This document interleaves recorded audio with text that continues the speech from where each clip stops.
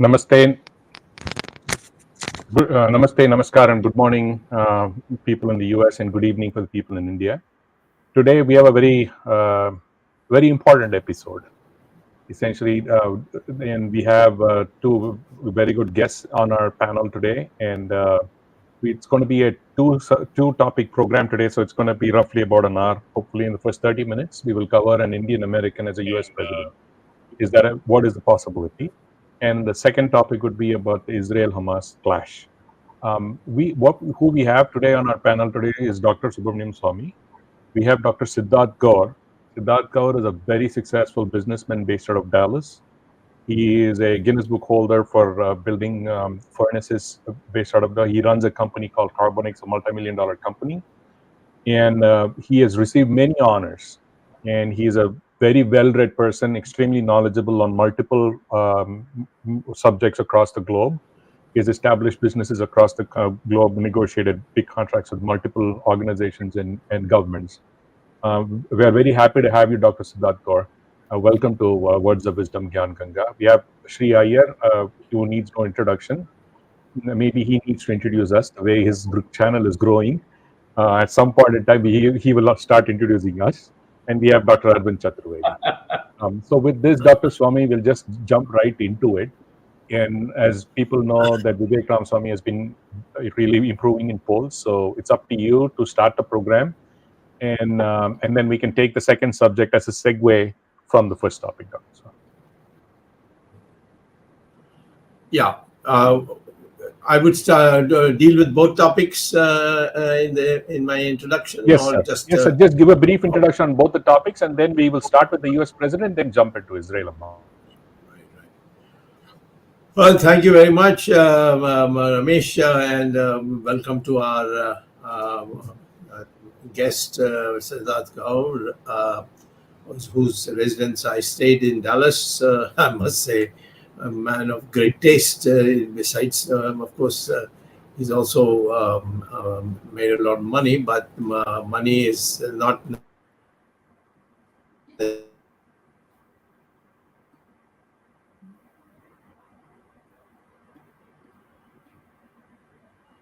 Sorry, folks, we might have some interruptions today. Oh, sorry, the Dr. Swamy is got that taste. Now, the question about the Indian becoming a U.S. president.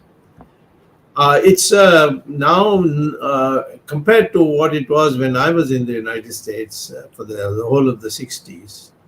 And of course, in between after that, I came periodically to the United States. The situation has undergone such change that I find Indians in such different positions. If you look at these companies which have done extremely well, you find Indians the chairman or the chief of it. You find Indian now being nominated by the United States to be the chairman of the World Bank, and there are people who are in the Congress. There are people who have been governors. They may not be necessarily fully Indian in the sense they may have one parent from America, but they are seen as Indians. Our vice president of the United States is half a Tamil. So there's been a lot of progress. And the more important thing I find in the United States is that there's no hostility to Indians. There are hostility to other communities of different kinds for different reasons. But broadly speaking, people say that the Indians are law-abiding people. They have contributed to our society and so on. So it's becoming, there's no real resistance to to an Indian being tomorrow running as the president in the final campaign. Already one can see in the case of come this far, but he's come much further. And of course, he's still got a lot of ways to go, but there are new people who are now throwing their hat in the ring. There are Indians who are coming out. And so I would say that if you can be president of the United States, even if you are only half a Tamil or half a Sardar, as in the case of that person in the southern states of the United States as governor.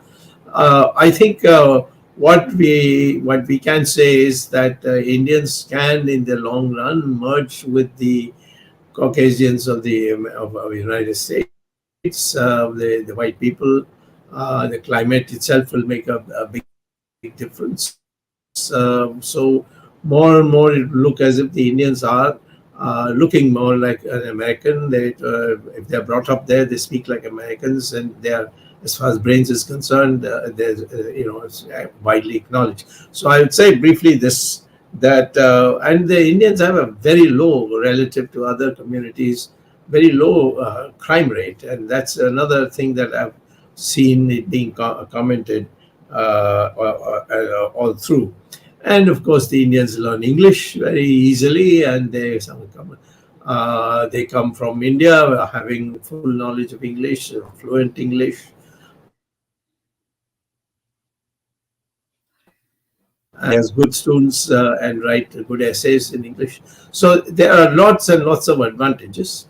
And of course, the Indians at the moment in the United States are not people who wish to enter politics, take the risk of coming to politics. There are very few, but there are increasing numbers, growing numbers. So I do expect that if not this decade, but certainly from the next decade, you will start seeing Indians becoming president of the United States and accepted. So this is my first point in terms of this matter of whether Indians, you can expect an Indian U.S. president. And imagine there's already a prime minister who's an Indian in the and there's also Indian in Mauritius, there's Indian in Trinidad, there's Indian in Fiji, all over the world they are there. But to be in the United States and United Kingdom and so on, Indian heading, that is a tougher task, but that's also happening.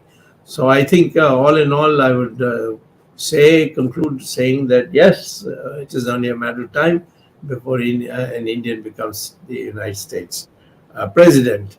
I don't think there's necessarily he will be pro-Indian. There's no need. His first priority has to be the United States interests, and if they can merge with the Indian interests, of course, then there's nothing could be better. But the fact of the matter is, merely because an Indian becomes the United States president, one should not assume that the United States would become pro-Indian. So let us not overdo this from our Indian point of view of making out as if Indian becoming prime minister is something that will make the United States more akin to India or more close to India. So this is one part. The second part, which is now suddenly posed upon us, is the Hamas attack on Israel. That's not new, the Hamas attack, but this was a comprehensively orchestrated one where the Israelis could not foresee this happen. They couldn't block it. I think the Israelis had a bubble, and that bubble also doesn't seem to have worked to cover the vast areas of Israel. And it has shattered the Israeli thinkers. Of course, the Israelis are great ones at standing up and again, rectifying it. They have done it in the past. They have come under very tough conditions when the United Nations had passed a resolution saying that the portion which is now called Israel, that will be handed over to the Israeli community, to the Jewish community, and that's how Israel was created. Israel was not created by them coming as invaders, like in some other countries that has happened. They came in after petitioning the United Nations and the world leaders And after the horrible experience they had in Nazi Germany, the whole world had a huge sympathy for the Israelis, and it became clear that they needed a country of their own, and so the original country of Israel was given to them. Yes, there were Palestinians there, but the Palestinians are not natural to the area which is Israel. They came also from northern parts, and they went to many other countries. For instance, a majority of the population in Jordan is Palestinian. People don't understand that Jordan is a Palestinian country in terms of majority. And whether they have power or not, whether there's an oligarchy there, those are other matters. But in terms of population strength, the Palestinians are majority in Jordan. So the Israelis didn't come by sneak or by using weapons and so on. They came because the United Nations passed a resolution, and it was a near unanimous vote for the Israelis, and therefore we must always keep this in mind, that whoever is trying to uproot the Israelis, they are actually people who are invaders, who are people who are given to violence, and we should always sympathize with Israel. I'm happy to see that in India, almost it's a huge majority that supports Israel. Our own personal experience with the Jews also has been terrific. Many Jews came to India and settled down here during their times of persecution, and they blended with our society. The Hindu community built a synagogue for them. You can go to Kerala, you can find it there, in Bombay, and so on. Then they merged into our society by joining the army and so on. The person who liberated Bangladesh by sheer his courage was General Jacobs, who was an Israeli, and he did it because even after there was an attempt to prevent us from going for the final strike, and that is to take over Dhaka, and the orders were sent to General Jacob that he should not cross into Dhaka. But he felt that would mean the entire fighting that had been done till then, and all the people who died would have died in vain, and so he disregarded it, and he went ahead. He led his force he led it personally, and he took over Dhaka. Of course, he was subject to court-martial afterwards, but then he had a very good excuse.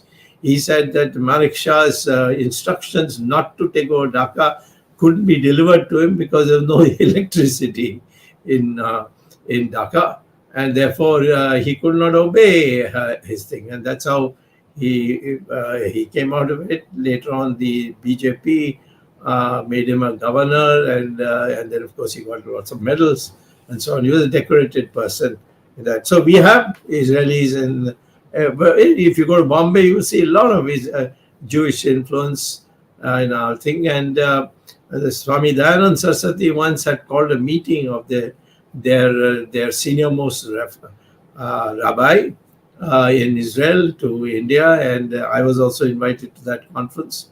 And we finally came to a conclusion that we have Ishwar, which is one, only one. And because the Israelis were of the view that religiously you have so many gods and so on and so forth, whereas we have only one God, and so there's a difference. But Swamy Dayanand Saraswati skillfully pointed out, yes, we do, but they're all parts of the same thing, and we have a concept of Ishwar, and that is, and they were convinced.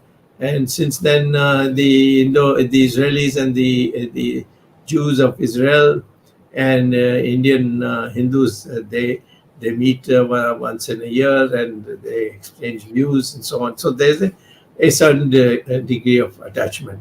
The other degree of attachment is right from 1948, after the Israelis formed their own government. The Israelis, in some way or the other, have been helping us in our war effort, whether it was the 1948 Kashmir War, whether it was subsequent later on when the Chinese attacked us in 1962, or the Pakistanis in 65 and 71. The Israelis provided us spares. The Israelis, helped us repair our tanks and so on. So many other things quietly, and no credit was given to them because at that time we didn't recognize Israel, and our government, then government, didn't want to annoy the Arab world, so it didn't make it public. But that's also part of the history. Now, before I hand over, let me say one thing. The Israelis are not people who have come there and they were barbarians or so on. They are scientists. They invented so many things which for Arabs it has been a great boon in Saudi Arabia, in Dubai, and so many other places. The Israelis, desalination of seawater has been a great boon to the Arab countries.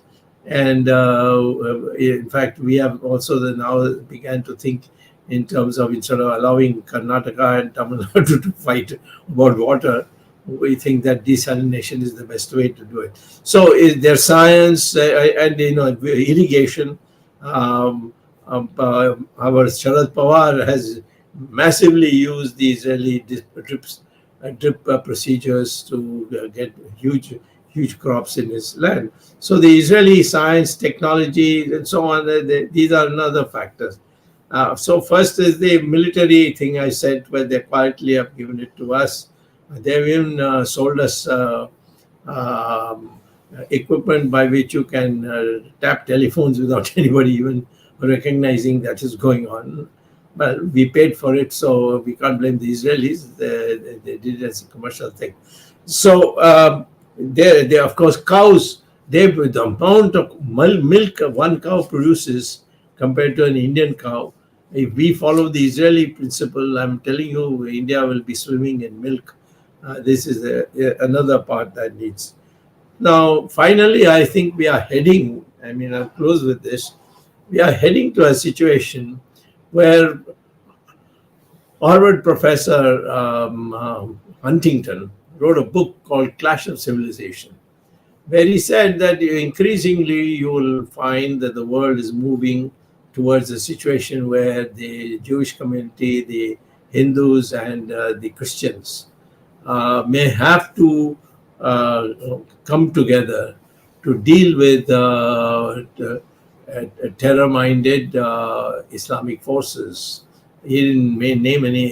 He didn't name any country, or he didn't name any particular sect, and so on. But he said that, and it was in the 90s that the book came out. It was a bestseller, but he was vastly abused. I would say that it would be good for all of us to get a chance to go in from the bookstore and get Huntington's book, The Clash of Civilization, and see the trend. So we need to further strengthen our relationship with Israel and stand with them solidly. If they want our manpower also for battle purposes, we should be ready to give to them, like they gave their capital resources for us in our fight against Pakistan and China. So I think the closer and closer relations we have with Israel is very good. It's natural, and both of us have a propensity for research, education, and so on. And therefore, all put together, I think in this hour, we must stand with Israel, because a perfidy has taken place. A dastardly act has taken place. And the Israelis there's no reason whatsoever for any Arabs, for groups, to ask the Israelis to describe them as imposters or people who have grabbed their land, because it was a United Nations decision and they are legally there, and we should ensure that as far as Israel and its ability to stay in Israel should be supported by all countries of the world, and India in particular. Thank you very much, and over to you, Ramesh. You are muted. You are muted, Ramesh. He's lost his microphone. Point your finger at who should take over. No. Can you hear me Yeah. now? Yes, Yeah, yes, yeah. yes. Right. So now Dr. Swamy will have our new guest, Dr. Siddhartha Gaur, to say a few words on this, and then we'll have Sree Iyer chime in. Sree Iyer has got a hard stop in another 30 minutes. Sree. Yeah, yeah. So, Dr. Gaur, please go ahead and give your thoughts on what Dr. Swamy said, and basically your thoughts on these two issues. I'll just be very brief. Thank you, everyone, for inviting me and being part of this August discussion and panel. Uh, the point, let's go straight to the can Indian American be a US president in a foreseeable future? I believe that's a very high possibility. We cannot put a date on it. And the reasons for that is to be a leader of any country, there are three aspects in a broad way which needs to be addressed. One, classified, and many people will handle that in different ways, but I look at it a leadership position as a suitability of a candidate, the electability of the candidate, and acceptability of the candidate. If those three things are somehow being addressed, then sooner or later it becomes inevitable for the fact to happen. In this particular case, if you go for the suitability of an Indian origin American to be suitable for the high office, in my opinion, the reasons, few points are the Indians who are raised over here, our kids, the next generation, being coming from India, we have instilled in them democratic values compared to many other ethnicity. We have instilled them very high level of family ties, which is very strong in any American election. Any president who goes up has to tell how strong family ties are there. There is a level of entrepreneurship which they like in their leadership, and we are a we are proponents of the candidates are proponent of level playing field. There's no entitlement requirements. Other ethnicities have required or used the crutches of entitlements. Indians, as Dr. Swamy said, have never done that, have been standing on their own 2 feet because of their own talent. And that is very respected in this society, which is land of opportunity. Along with that, one of the issues which comes in suitability wise is that when you bring a different culture, are you going to be imposing that culture or your beliefs, or will that be your personal faith or personal belief? The question was raised by Kennedy when he was elected that if you become president, you being Catholic, will US be now guided by Pope or Vatican? And Kennedy said bluntly, faith is my personal issue. That will not interfere with my decisions and my outlook towards the presidency. Same thing when, and we will touch that later on, when Henry Kissinger was asked by Golda Meir that will you support during Yom Kippur aggression, Kissinger said, I'm first a state secretary of state, second an American, and third a Jew. Basically saying that Indians do not have any hidden agenda when they come to that regarding their faith or their nationality if they are to be chosen to be the head of the state.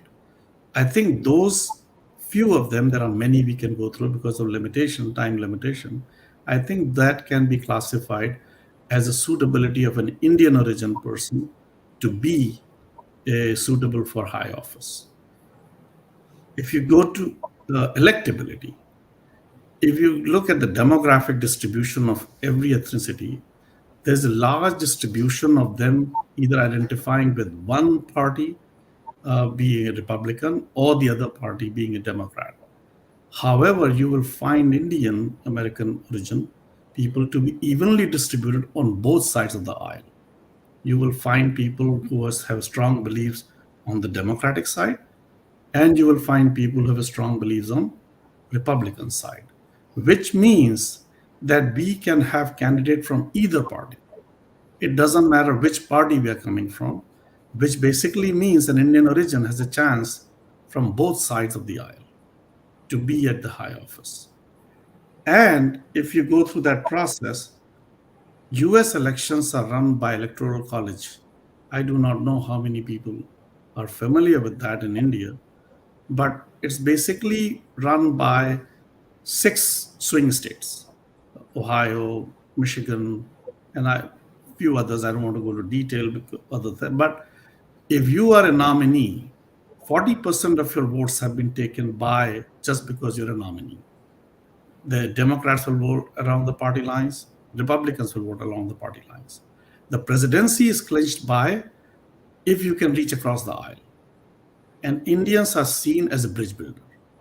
Like Indians can easily, from Democratic side, can easily appeal to what you call Reagan Democrats. And if a candidate is from a Democratic side, he can easily reach as a bridge builder to the Clinton Republicans. And that aspect of being able to bridge builder will bring them to reach that finish line compared to any other ethnic population which is here in US, instilled in democratic values. Then comes the question of, these are electability issues. If you're going to a politics, you have to find, yes, you have your viewpoints, but are you electable?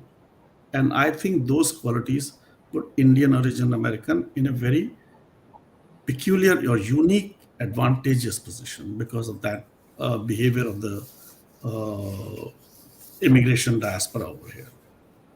The third aspect is the acceptability. So if once you're elected to the office, are you acceptable to the population? So for that, going back to the first suitability criteria, because we do not have any hidden agenda, the mass population can believe us to be honest representative of their motherland. Like the Prime Minister of England, he being a Hindu openly, I don't think so, minus some few people, English people generally believe that he will represent the cause of England at the World Forum with full duties towards England. And that can be expected by an Indian origin person, because in our trade as a Hindu faith, we are like motherland. We serve our motherland. Whichever the motherland is, we adopt the people, the land which gives us the opportunity, we serve that. And therefore, we will not be considered as that if an Indian American becomes over here, that he will do things in favor of India more rather than US. And therefore, his acceptability in US population is much higher. Second part of acceptability is that Indians, even though they will negotiate, they will reach over the aisle, but they are not pushovers. We are the land of Krishna, Gandhi, and Buddha. We hold things with value, but we are not pushovers. So we can represent our things firmly, but in a polite fashion. And that also is a very big quality of acceptability at the World Forum. India is considered as a bridge towards many. We can have a conversation with a foe at the dining table and still be able to put our points across. And lastly, in that view, America has been a land of futuristic opportunities. The Kennedy syndrome, like he gave us the thing of we will reach the moon. Indians being entrepreneur and part of high professional education do provide that futuristic growth to the American population and to the globe. And I think, broadly speaking, I don't want to go into too much detail, those reasons at least instill in me the confidence that an Indian origin American can, in a foreseeable future, be suitable, electable, and acceptable to a large American population. in my humble opinion. Thank you, Dr. Gaur. Sree, the floor is yours now, and then we can just move over to quick Q&A after that.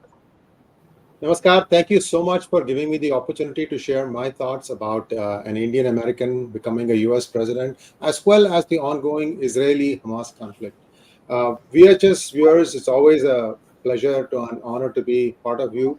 I've always considered myself as a family. In fact, I must say my naman to Dr. Subramanian Swamy. Recently, there was a small victory that we in California got. That was to get the governor of California, Gavin Newsom, to reject a caste discrimination based bill called SB 403. It was based on lies, hate, and it was just flawed, let's put it this way. And it was whatever they were trying to pass was directly aimed at a particular ethnicity. And it would not have been possible if it was not for some of us who believed in the principles laid out by Dr. Swamy in Virat Hindustan Sangam. Remember, VHS is a non-political organization. And Pandit Satish Kumar Sharma and myself, sir, we did all these things because we knew what you taught us. And I have to say this thing because there is so much crap that gets thrown at you, and they don't understand the brilliance of how you think and approach issues. And this is where people need to pay attention. Dr. Swamy has many dimensions. I'm sorry to go on a rant here on this one. He has many dimensions. It's which one you pick that you will benefit from. So let's get back to the topics here. Indian American US for a US president, there are lots of contenders. Dr. Gaur took a top-down approach. I'm going to take a bottom-up approach to try and talk about a few candidates who all look very promising. And some of you may agree with me on what I'm saying about them. Some of you may disagree with me. Please feel free to comment. First off, the first person who is the closest to the presidency is, of course, Kamala Harris. She is risen through the ranks very quickly, and now she is a vice president. It's possible that she could become the president even as early as tomorrow if something were to happen to President Biden. How she is going to be as an administrator, as a governor, has to be seen because she has not had any administrative experience. So I'm going to differ right now on how she will work as a president should she be elected. Next, the person that I see closest to this is Ro Khanna. Now, a lot of you are going to say, oh, wait a minute, this man didn't really support Hindus. Look, all that is, there are pluses and minuses for everyone. In my opinion, his sheer dint of work. Dr. Swamy, he has piloted 8 bills thus far. I think he's in his 3rd term as a US congressman. 8 bills. And there are some things that he has helped India also. Like, for example, getting a waiver on CATSA sanctions. What I'm trying to say is this man also has a lot of dimensions. You need to understand the full person before you pass judgment. Another one who's doing great job is Congressman Radhakrishnamurthy. All the 3 that we have talked so far are all Democrats. And he has been one of those people who works silently and gets a lot of things done. For example, latest thing is he has tried to unclog the waiting period for green card for many Indian Americans. It stands now at 15 or 20 years or something of that nature. He has been trying to see if the unused green card applications can be pooled and allow the Indian Americans to make use of that to bring down the lag date. I don't know when it's going to become law, but it's very close to becoming one. So these are people who have done something. They have achieved something, and all these things will be showcased when they run for president. Now, the next person, of course, is Vivek Ramaswamy. This is the person who is extremely, new, and he's got a lot of ideas. In fact, it is my opinion that he's actually framing the 2024 debate on many issues. And some of them are maybe controversial. Some of them may have merit in it. So we have to wait and see how he's going to get the people along. He does not have administrative experience. He has not even stood for Congress or any other office thus far. So he's right out of the left field. So we have to see how that person plays out. And there are many others who are also coming through the ranks. Nimrat Kaur Haley, Nikki Haley, and she is promising. She has already been a governor. She has also been the representative of the United States at the United Nations. She certainly brings in a lot of administrative experience. She knows how to work with the people from different countries. So that is another promising prospect. There is also newer leadership emerging through the ranks. Jennifer Rajkumar, Guyana-born Hindu, Guyanese American. I'm losing how to characterize her. Very promising. Sree, very promising. First time congressman from Michigan. I may be missing out a few names here, but basically the most important thing, and Dr. Gaur has very eloquently laid it out, the most important thing for somebody is how do you take the nation with you? You can be a Republican, but once you become president, you are the president, you are the leader of the entire United States nation, and how do you instill that confidence? And he mentioned one very important thing about how the US president is decided by a few states. I've written a book, it's called Who Painted My State Purple? Those of you who read it may understand what he's saying. This whole book is based on that premise, and it's a fictional book. Anyway, you guys can read it. You can buy it from Amazon, or you can buy it from my website.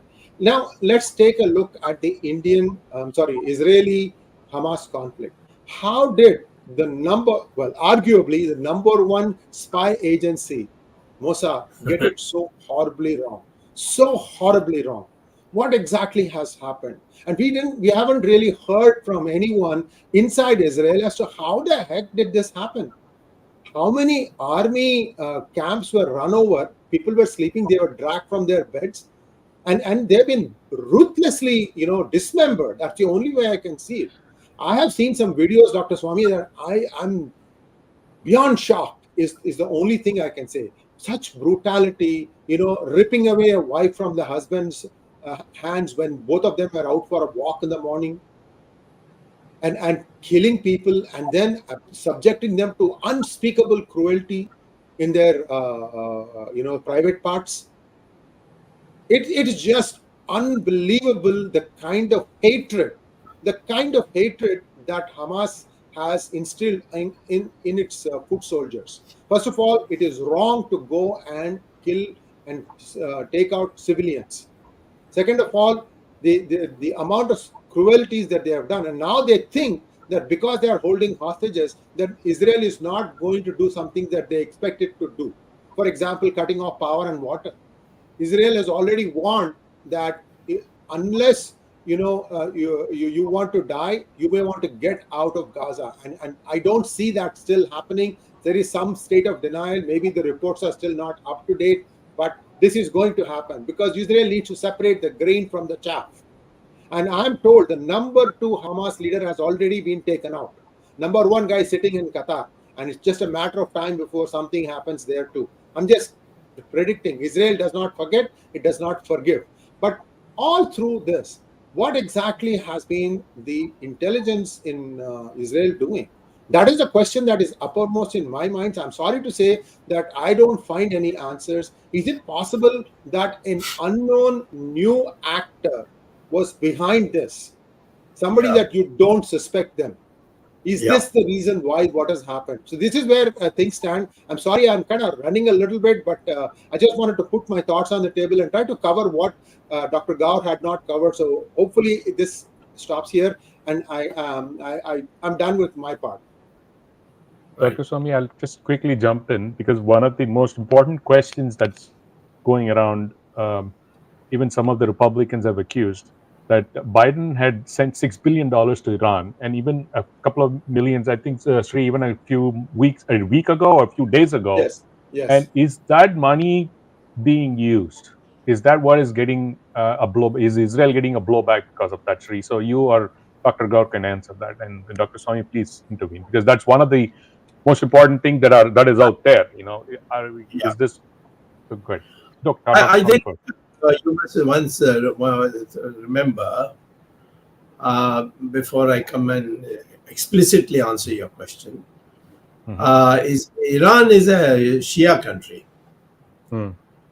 And these Hamas and all these people are hardline Shia. What is that? Sunni Muslims. And there's animosity between the two is such that I can't believe that Iran would be the factor which made the difference. I would think, I wouldn't be surprised if it was Russia and China. because the fact that the Saudi Arabians were going to make up with Israel, the UAE had already made up with Israel, and so on. So to break that somehow, this is done. I agree with the analysis, particularly of Sree, that the real thing is that the reason the Israelis were not able to detect this in advance is that they were looking at people who are not really the players. It was outsourced to another country or another group of people, and that's what the Israelis now have to think. And I think the United States also has to do it, because the United States can't go on financing A, B, C, D, thinking that that will bring them around. There are issues which affect them, in which they take different stands. But I would say that the kind of work that was done, I can't believe that the Iranians are capable of it. Sree, your thoughts? See, I think Dr. Swamy hit the nail on the head, saying that a Shia would not come and help a Sunni. Very, very, very meritorious argument. My suspicion, and I had a guest come on P Guru's channel, and he drew parallels between how India was invaded on 26/11/2008 and how these people have come into Israel this time. There are eerie parallels. So does that begs the question, is the hidden hand somebody who has financed somebody else to do this thing, and that somebody else happens to be our neighbor? I'm just going to leave it at that. The next thing is that $6 billion was like 2 months ago. This has been planned for years, my friend. Ramesh, this has been planned for years. They have precisely figured out which were the points where the security will be slack. They parachuted, they parasailed, they then had smaller vehicles cut through wire fences. For 48 hours, many of the security checkpoints were not functioning. For 48 hours, many of the southern checkpoints were not functioning. What was the Israeli government doing? These are all questions that are going to be asked of the Bibi Netanyahu government. So the last word is not said yet. This is how I see it too. Dr. Gaur, do you have any thoughts on this? I have a question for you about Vivek and the other Indian American. On Israel-Hamas conflict, first of all, it should be condemned with vociferous voice by one and all. As Dr. Swamy said, Israel is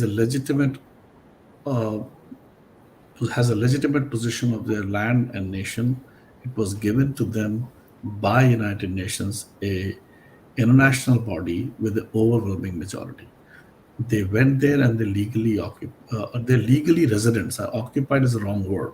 They are a legal residents of that place and the nation. And anything like this cannot be condoned anywhere in any forum, in my opinion.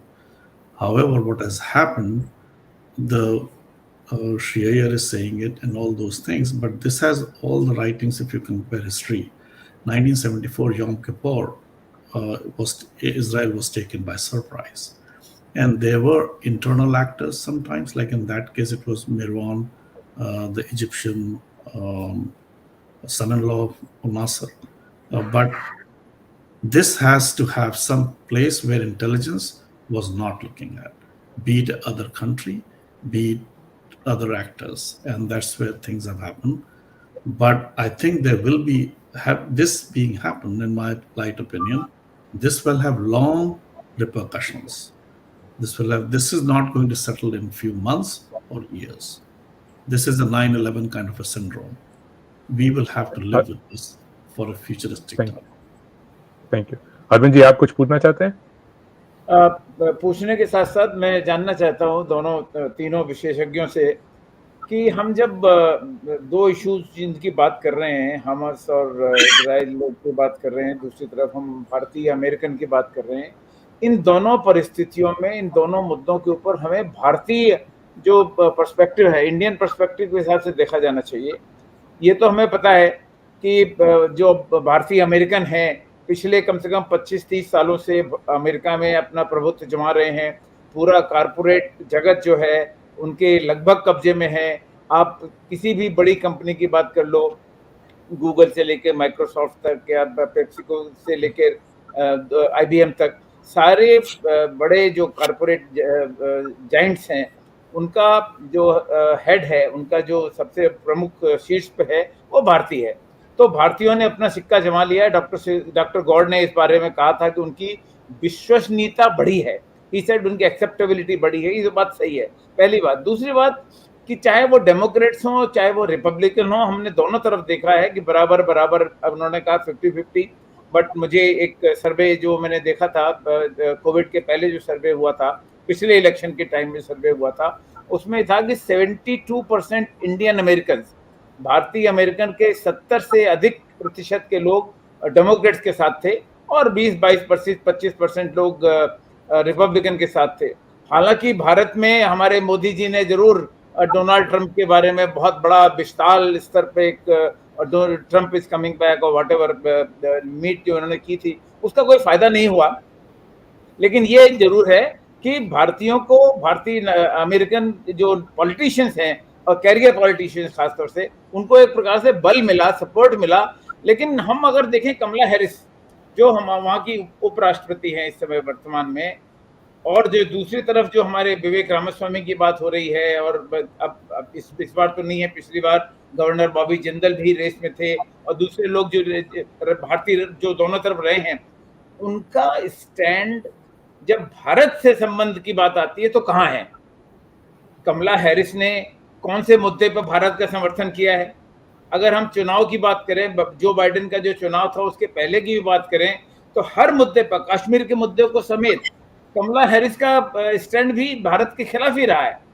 तो जब हम भारतीय American की बात करते हैं और foreseeable future की हम बात करते हैं कि हाँ, भविष्य में ये संभव है कि कोई भारतीय अमेरिका का राष्ट्रपति बन जाए, बहुत अच्छी बात है, हमें खुशी होगी, क्योंकि हमारा संबंध, उनका संबंध भारत से किसी न किसी रूप में रहा है। लेकिन जब भारत के हितों की बात आती है, when it comes to the interest of India, do they stand with India? That is the question.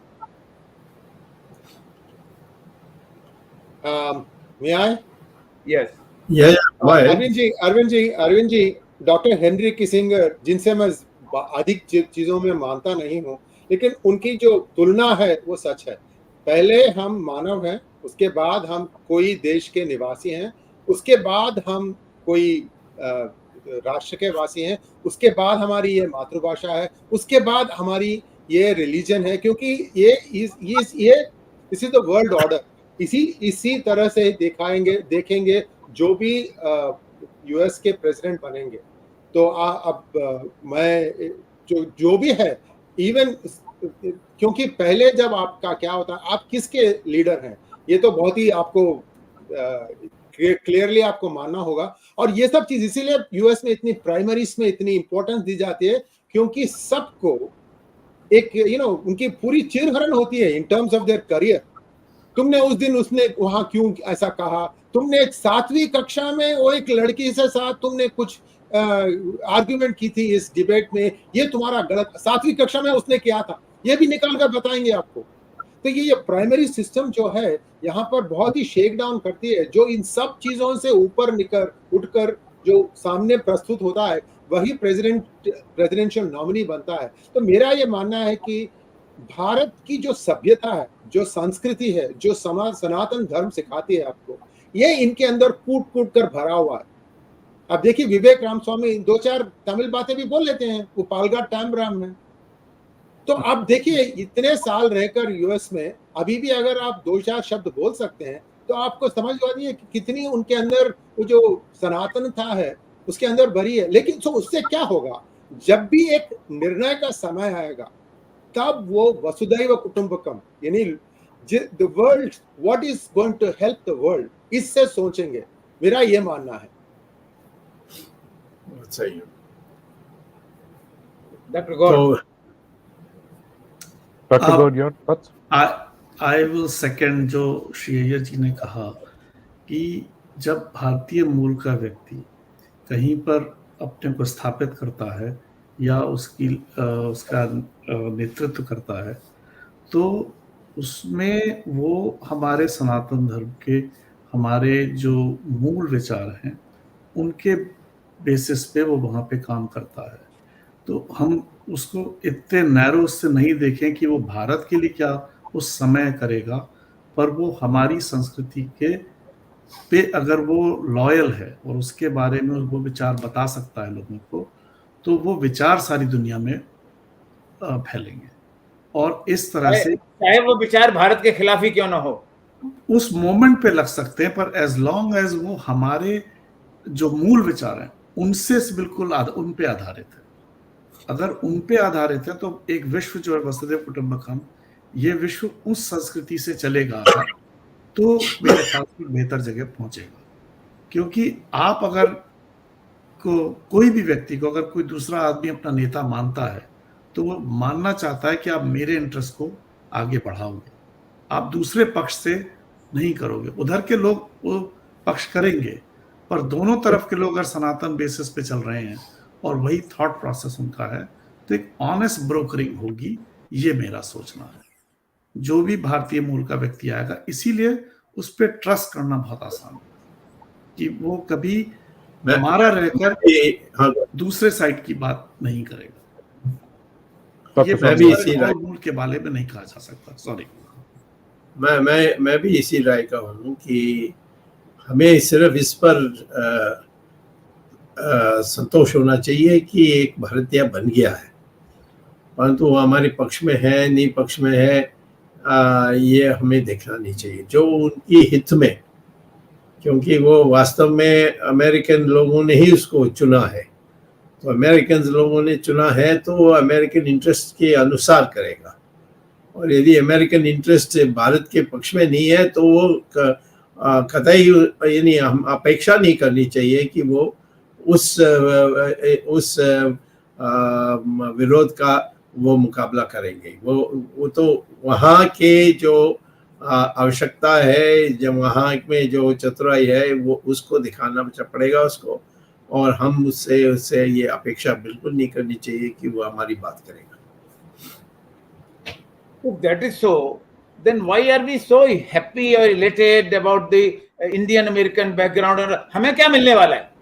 I mean, कौन रप होए हमें का हानि, ये हमारे ग्रंथों में कहा गया है कि अमेरिका में जो बाइडेन होते हैं, कमला हैरिस होती है, कोई विवेक रामास्वामी होते हैं, या कोई राधा कृष्ण होता है, कोई रो खन्ना होता है, हमें उससे क्या फायदा?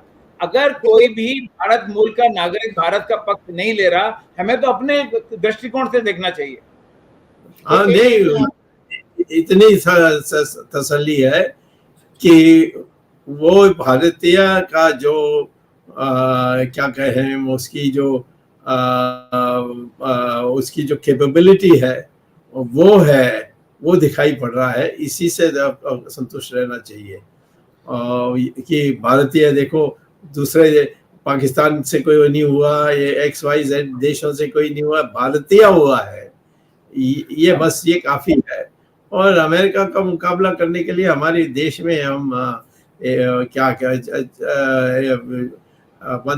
1 बिलियन 400 बिलियन पीपल है, तो हमें उस पर निर्भर करना चाहिए। एक छोटी सी बात मिसाल दे दूं, छोटी सी बात अरविंद जी, ये है कि भारतीय मूल का मतलब ये है कि भारतीय विचारधारा पे उसके सारा निर्णय होगा। जो संस्कृति हमारी है उसके तरफ से वो काम करेगा, तो उस तरह से हमारी विचारधारा पूरे विश्व में फैलेगी। ये संतोष हमें होना चाहिए और इस पे गर्व भी होना चाहिए। Yeah, I just have one last question. Sree, you wanted to say something? Go finish it and then we can. Yeah, just one line. Yeah, go ahead.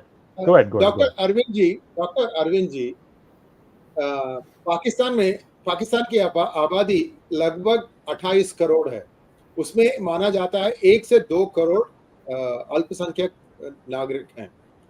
क्या आज तक इस 75 साल में किसी ने उनकी आवाज उठाई, किसी ने उनकी आवाज सुनी? तो क्या हो रहा है? इसकी जो लीडरशिप है, इस कंट्री की जो लीडरशिप है, ये हमेशा, जो मैंने कहा था ना, ऑर्डर, मैं पहले इंसान हूँ, उसके बाद मैं किसी देश का नागरिक हूँ, उसके बाद बहुत 8 स्टेप्स के बाद आता है मैं इस्लाम मेरी रिलीजन है। तो ये लोग ये सब निकाल कर ऊपर जाकर उसको बिठाते हैं। उसमें भी सुन्नी मेरा रिलीजन है, मैं अहमदियास को मैं डिस्क्रिमिनेट करता हूँ, इससे करता हूँ उससे। तो ये जो है ये नहीं आएगा जब कोई सनातनी चिंतन करता है। वो पहले मानवता के बारे में सोचता है, अपने बारे में, अपने मजहब के बारे में नहीं सोचेगा। I hope I explain this to you sir. So, Sree, we just have few more minutes to go.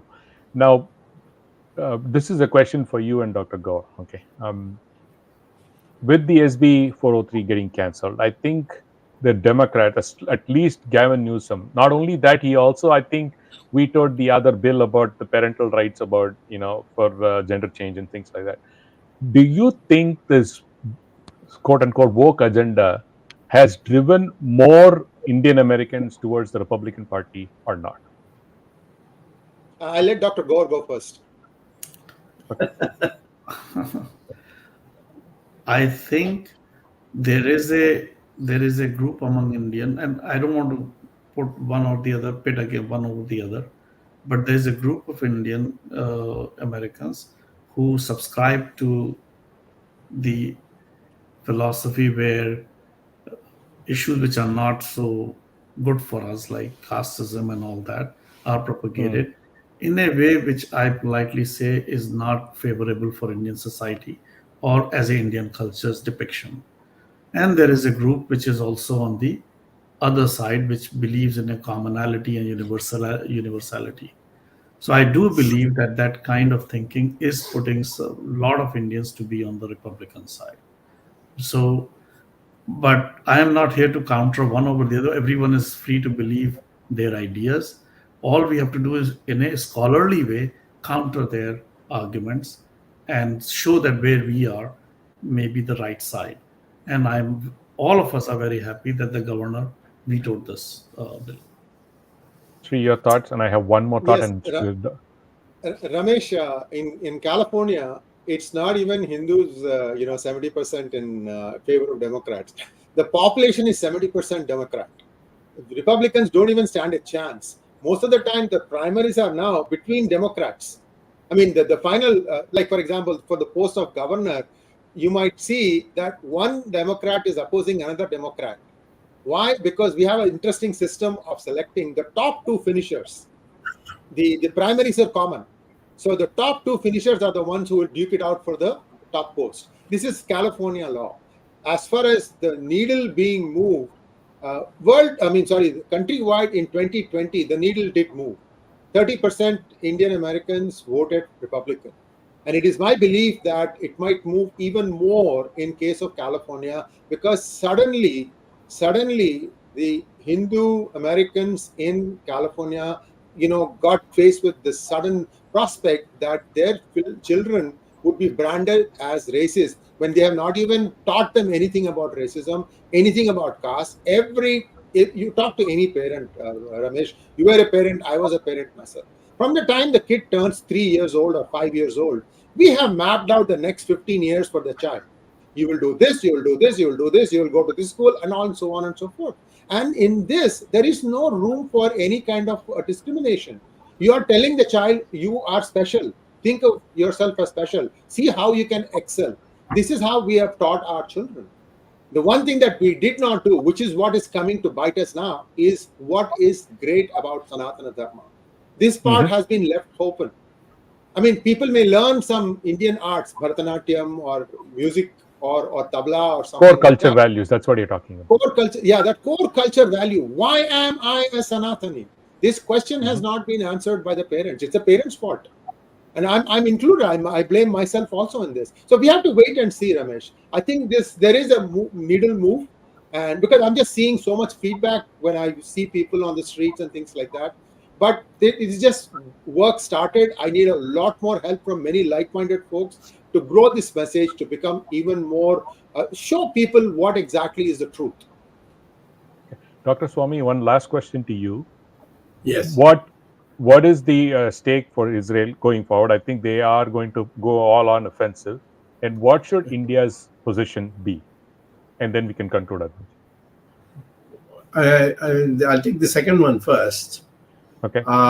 There's no country which has helped us in crucial issues, particularly in terms of intelligence, in terms of weapons, in terms of spare parts, and so on, than Israel.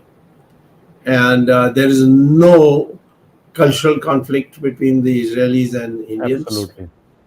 And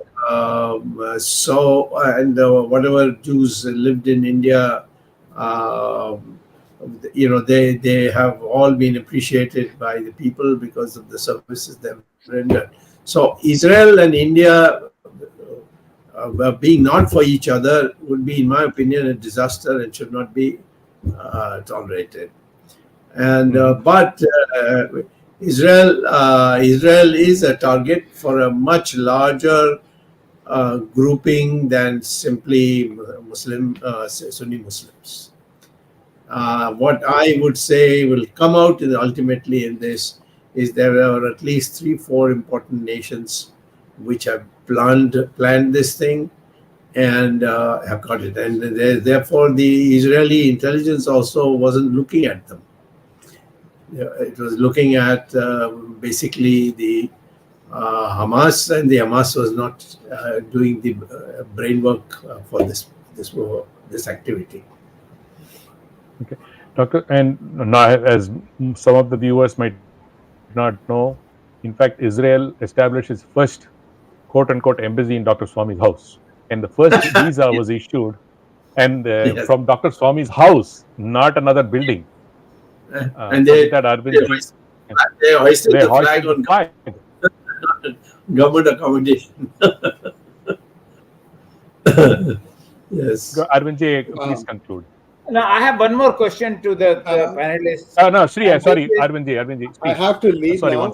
Arvindji, I'm so sorry. Okay, I have to beg your forgiveness. Okay. It was wonderful being part of this panel discussion, and we will talk to you again in the next one. Namaskar. Thank you, Sree. Thank you for being with us. Go ahead, Arvindji. The question then I can ask to Dr. Swamy and Dr. Gaur.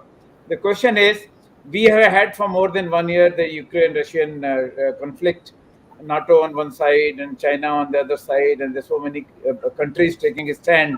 India, of course, decided to be nirgut. India did not take a stand on Ukraine-Russia war. But if it happens between Philistine, Palestine, as they call in English, Hindi mein Philistine कहते हैं, तो Palestine and Israel conflict, of course, we have had Indian prime ministers taking open side with Palestine also. You know, Yasser Arafat was a great friend of Mrs. Indira Gandhi at one point in time. And, you know, Yasser Arafat even called Mrs. Gandhi his sister. I mean, that's a different story altogether. But for a few years now, we have had a clear stand on Israel issues. So I have not seen in the last 2 days whether Indian government has taken an official stand or not. But my question to Dr. Swamy and Dr. Gaur is that whether this added conflict between Palestine and Israel, where several countries, including America, has taken a stand, and as I say, China has been instrumental in this attack. So will it lead to World War III, or will it increase the chances of World War III? World War III is out of the question because it would mean nuclear war. It will automatically degenerate into that. That I don't think that I have not seen anybody articulating this.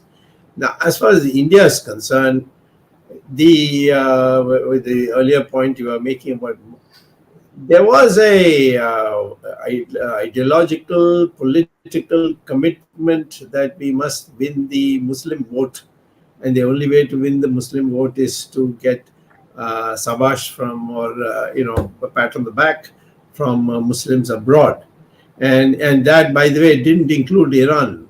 Mrs. Gandhi never wanted to have anything to do with Iran because it's a Shia thing, and the Sunnis were dead against the Shias. So these, as far as we are concerned, the growing consciousness of Hindus to Sanatana Dharma and so on we have to be on the side of the Israelis, because the side which is against Israel is never going to be for you. Correct. Arvind, you can conclude. About, Okay. This is more than an hour now. But as you said, these two are the contemporary issues which everybody is concerned about. And even the first question that I have been raising about Indian American participation, I have been thinking from the Indian angle. Indian perspective for me is more important than the geographic background of the candidate in the US election. I mean, Dr. Gaur did say, and of course, he echoed the feelings of Sree Iyer when he says that Sanatan Dharma is more important or Vichardhara is more important. No, I don't think so. I mean, maybe I have a right to differ. We have had Udayanidhi Stalin, he's also Indian. Swamy Prasad Maurya is also Indian. I mean, being Indian is no guarantee that he will carry the Sanatan Vichardhara. That is for sure. So therefore, irrespective of whether we have somebody from Republican side, including Kamala Harris, if something happens to Joe Biden, or if we have in 2024, if we have somebody who is from Indian side, it doesn't really matter whether the origin is Indian. But if he's not in favor of India, for me, it is of no use. Thank you very much, Dr. Gaur, for being with us. Thank you, Dr. Swamy, for being with us. I already thanked before departure to Sree Iyer. It was a great contribution. And this, both these topics, Israel as well as the Indian American in US election, is both important for us. We are looking forward to it. And of course, for the second issue, the government of India must take a very clear stand and side with Israel.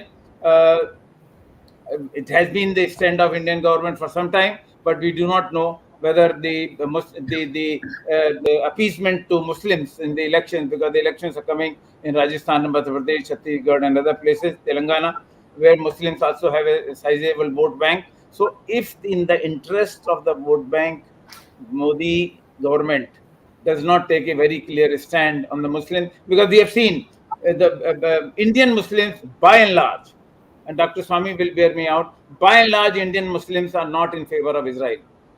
And also, by and large, they're not in favor of America. That's a different issue. But anyway, so thank you very much for being with us. Thanks, Ramesh Swamy, for being with us.